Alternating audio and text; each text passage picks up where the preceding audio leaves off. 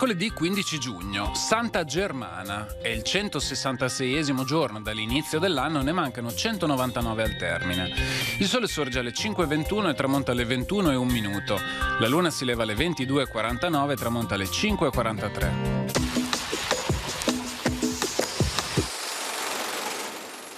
All'unanimità viene acclamato doge Bertucci Valier. Essendo ammalato, può trasferirsi in Palazzo Ducale solo il 10 luglio successivo.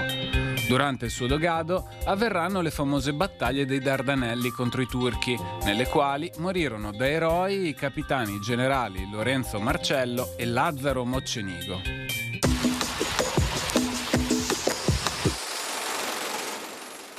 Le previsioni per domani. In pianura, cielo da sereno a poco nuvoloso, ma con qualche addensamento verso l'interno dal pomeriggio in poi.